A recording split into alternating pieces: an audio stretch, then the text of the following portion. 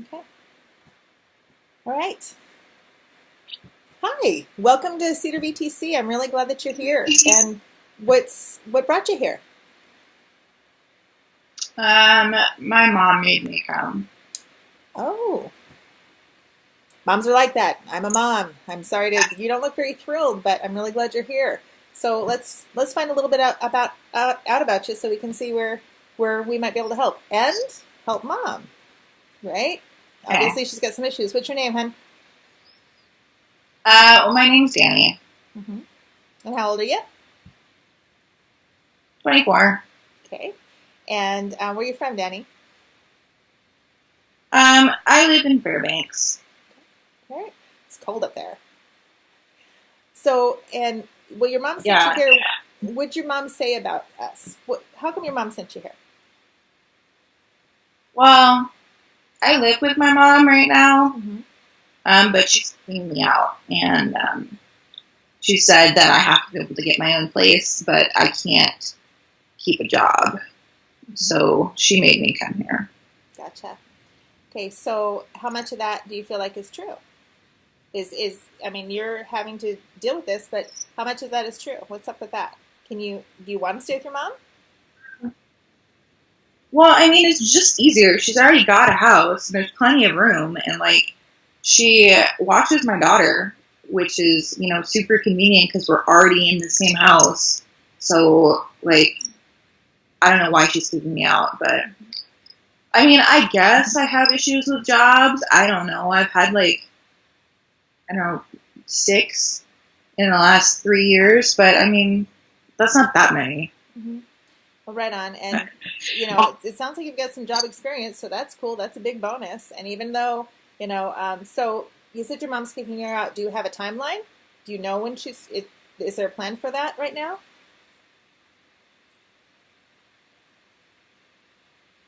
Yeah, I mean, it's I've got 8 months basically Okay. to get out. Okay, right So on. Well, then that might be that we can help you with that time frame and that's why I asked because if you've got some supports and you're able to keep coming or whatever, we can probably really help you out with our program. So right on. Now you have a daughter. How old? she's 5. She's 5. And are you? So right now you're not working. No, I'm in between gigs right now. Okay, and she's in kindergarten. Yeah, she just started this year. Okay. Okay. Cool.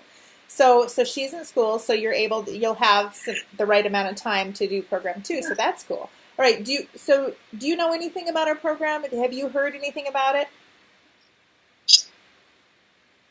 No, not really. I mean, mom said that you could probably help me get a job, and that's why I'm here. But I don't really know, Okay. like, Okay. how Well, personally. we're kind of a different place.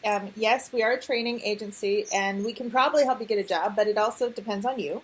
Is that we help train people to do things that they already kind of have inside them that they're already good at, and then we train them up to go work in fields and careers and get jobs and stay stable. So it's a career and not just a job.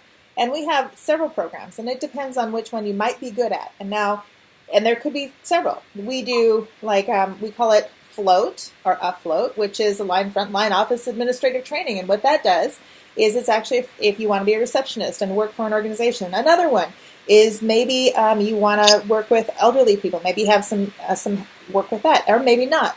Maybe you want to go into construction. Maybe you want to be a flagger. Flaggers make good money. All these jobs that make good, consistent money for you, so you can live on your own. Do you want to live on your own, or would you prefer to stay with your mom? I mean, I guess it would be kind of neat to have like my own place or whatever, but it's just easier to stay with my mom. Right now she pays for everything, and I don't have to worry about who's going to watch my kid if I want to go out, and like stuff like that. And okay, that's true, and it is cool to be on your own sometimes. You don't always, and having help there is really good, but being independent is also good. And it sounds like you got 8 months until you get to truly make that decision. Your mom's making it for you, so let's make sure that maybe in some ways you can get out on your own with some new skills. So, um, what kind of things are you interested in? What kind of things do you like to do? I mean, I don't know. I like to hang out with my friends and shop and like play with my daughter. Okay, cool. So you're kind of you're an extrovert then, you think? You like to hang out with other people and do that kind of stuff? Yeah, that sounds like me. Okay. Well, that is a job skill too. And everything that we do as people can be a job skill and actually can be turned into a strength so that we have new strengths and then that we can bring to work, right? You don't always, work doesn't have to be a drag if it's what we like to do. Okay? So, so you're not working right now, and do you use any services besides being at your mom's? Are you on TANF? Do you use food stamps, anything like that? No, nothing. Mom told me that I have to start looking into those programs because she's going to stop paying for everything soon, and I guess I qualify, but I don't know anything about them, and it's just a lot to learn, and I really don't like learning a lot, and reading gives me a headache, so I just haven't. Totally. And you know what? There's a lot of supports here for you. We do have a case worker here that can actually help teach you those referral systems and how to get them functioning, help you fill out applications, all of that, so that you can have a packet ready to roll when you roll out of here if it actually works out for you.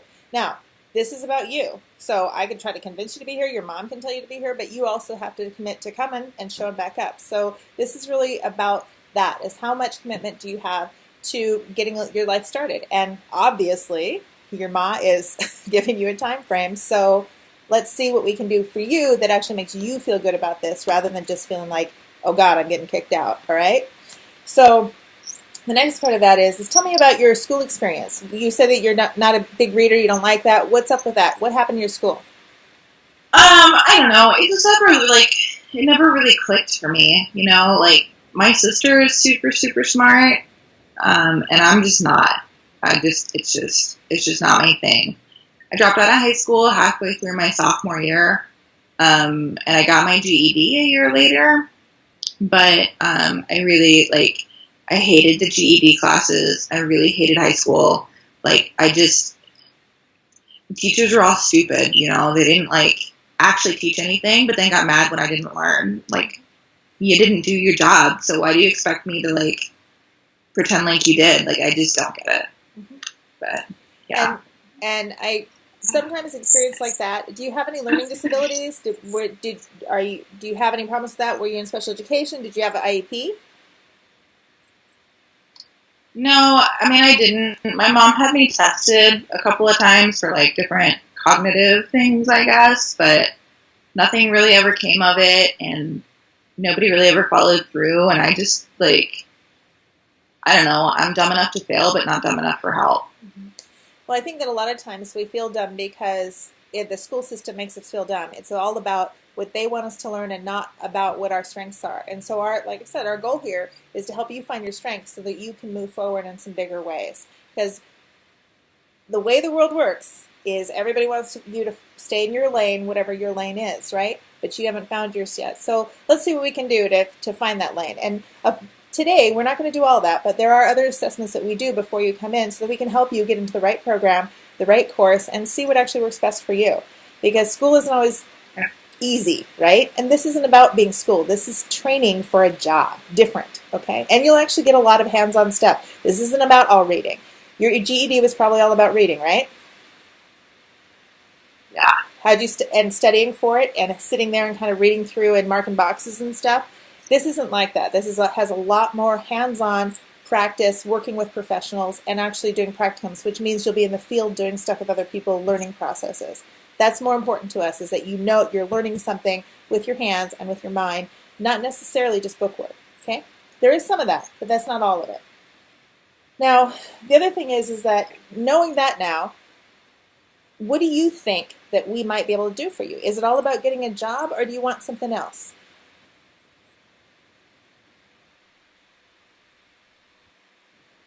I guess it's really just a job. If I'm not or whatever anymore, then I need to be able to have some place to live, and I gotta feed my daughter and stuff. I want to be able to provide for her, because right now, my mom does most of that, and I need to be able to do that, Okay.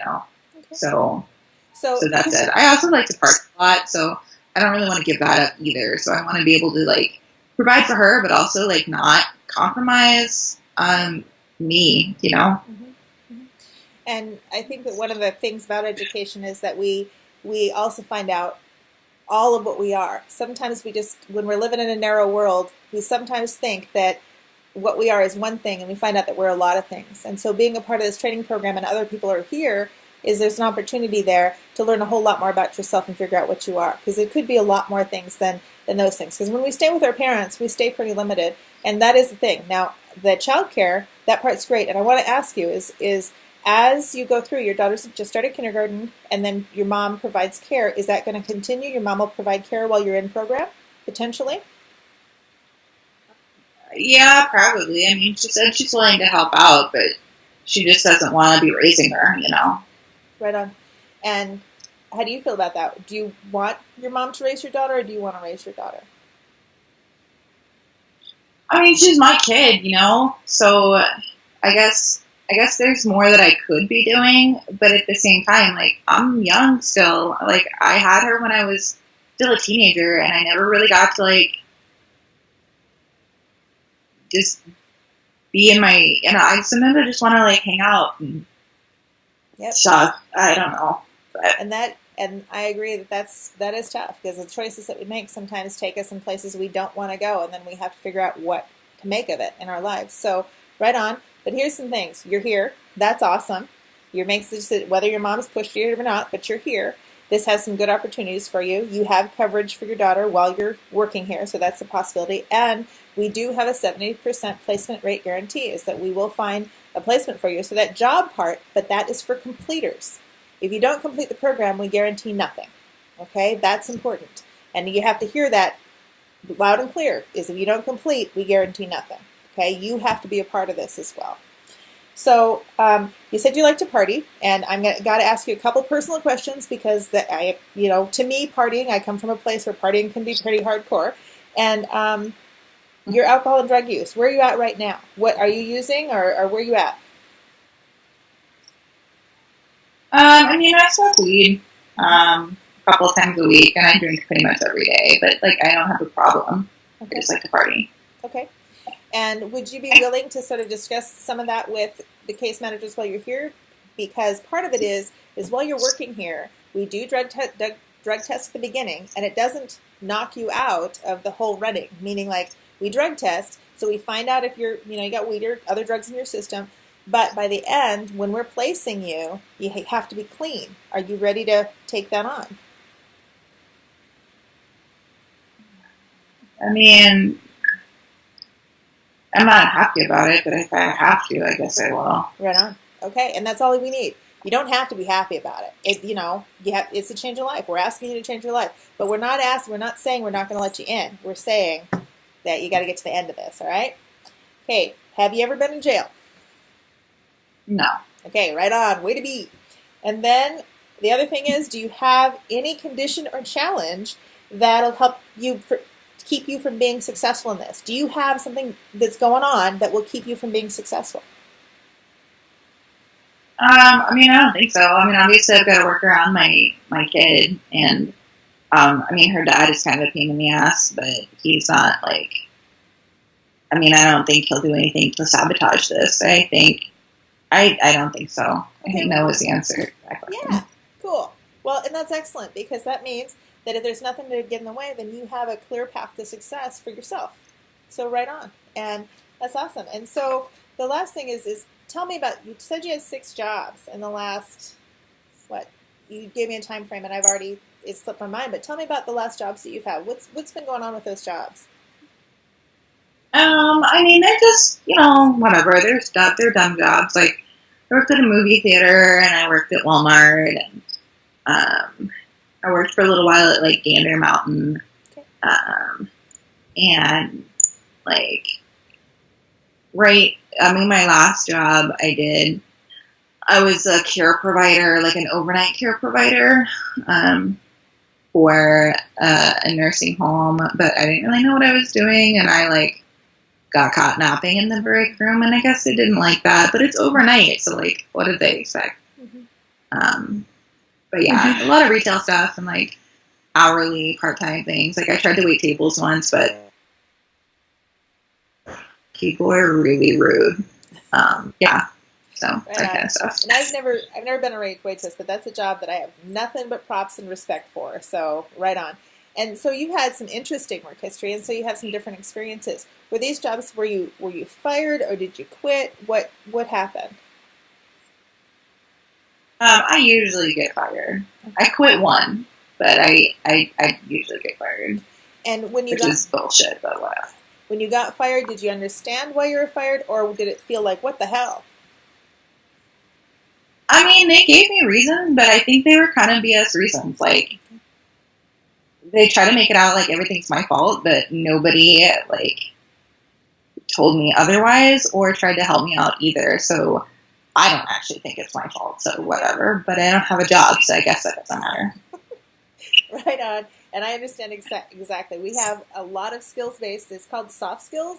And then a lot of folks don't understand the soft skills that are necessary to keep jobs. And remember, the deal is that it's all about being compliant in our society. And when you're working, you got to be compliant on some things. And some of us who are not big fans of authority, me either, sometimes have a hard time with that. But here's your opportunity to learn how to be compliant in your actions where you can be free in your mind, okay? So that's kind of one of the things that we teach is that sometimes you got to be different in your mind than you are in your actions. And we actually work on that. So hopefully this will work for you because that'd be exciting. And then the last thing is that my question to you is, can you commit? Can you commit to this yourself? Not because your mom sent you, not because of anything, but can you commit to this? Can you commit to the 9 weeks of training that it's going to take for you to get into a position? Yeah, I mean, that's not too long. Okay. And I guess it would be kind of nice to, like, be actually working again, so. Right on. Yeah, I can do that. Right on. Well, and what that tells me is that's the one question is that's most important to me is that your commitment to this. Now, here's where we go from here. Okay, so now I know about you. I have a list of things. I can share this with our team. What we'll do is we'll talk about the next steps. I'll get in touch with you probably within the week. We have a second process. We do a reading assessment. I do a math assessment to understand where you're at with that. If you don't know your reading level, we'll give you that information. I know it's thrilling, but it's fast. It's a fast reading assessment so that we can know where you're at and what kind of help you might need. We have tutors in the classroom to help you out. So there'll be that. So there'll be those 2 assessments. Then there'll be a further intake assessment talking about, and this is why I asked you, talking about your drug and alcohol use and what you're willing to talk about with some of our case managers here, all right? Because you can't be using and also keep a job. Now, at a higher level, we'll talk about what use really means to folks, okay? So we do that. Is there any pieces or any questions that you have from me? Okay, so, like, you said it was like 9 weeks total, and then like next week I'll be able to start moving on in on this process. So that's like what, 10 weeks total that this is going to take, or what? Well, in the next couple of weeks, we don't have another session coming up until it's about 3 weeks out, and then we have a session coming up, and in those different sessions we have I think we have 2 programs coming up. I think one of them might fit you, but we have to find out. If not, you have to wait a little bit longer before you can be a part of this because our sessions are staggered. Okay, so what will happen is that you'll come back. We'll get the full assessment on you. We'll see if this coming session is right for you, or if you prefer to go do a different course. And then you'll be in a course with 12 people who kind of become this tight knit bunch that we do a lot of support work with. So that's how it'll look. So it's probably more around 11 weeks because we have assessments and intake and all that other kind of stuff. And then you do 9 weeks of intensive training. Okay, so that's what it looks like. And then it might be, depending on your job, you might actually have to do a practicum where that could be up to a month of actually hands-on in the field training with an employer here in town. So that's the second stage of this. But that's actually, some of them we have paid internships and we have unpaid internships. So it depends. And a lot of this is all depending. So your maximum time will be, 4, 9, and 2, which is 15 weeks. Okay? Okay. And like, how much money can I expect to make? Making, Earnings, there's a range, and it depends. You go into construction, that can be up to $25 an hour. If you work as a home health aide, that's 16 to 19 an hour. It really depends on your commitment, the level of skills that you build, because the more skills, the more you get paid, right? And the more certifications. And what we try to do is make sure you've got certifications that you have. You carry them with you. Even if you don't finish the entire program, you're going to have some certifications, like CPRs right away. You're going to have a CPR first aid card right away. So that'll go with you, even if you don't finish the whole program. But the point is that we want you to finish the whole program so that you have these different ranges of skills and certificates, so you take them with you, and you get more and more earnings as you have more and more learning. Okay? So that's where we're at with that. And then it'll be determined then how much you make. So a lot of this is on you. How much can you finish? How committed are you? And are you the person that job site wants to hire? Okay? Okay. Any other questions? No, I think that's it. Okay, right on. So we got about a 15-week window for training for you, but right now the next step is just I'm going to call you after I meet with my team, give them this intake stuff, and we'll have a conversation. And yes, we'll be talking about you a little bit. I hope you're not sensitive to that, but you'll have a chance to meet with more of the team later. But right now you'll be working with me. So if you'd like to call me, I'll give you my card. We'll be in touch, but your main contact here will be me. All right?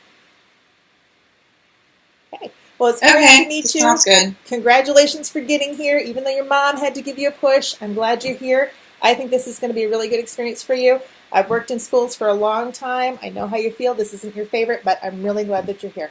Okay? Come back and be a part of this. All right. Okay, girl. See you later. All right.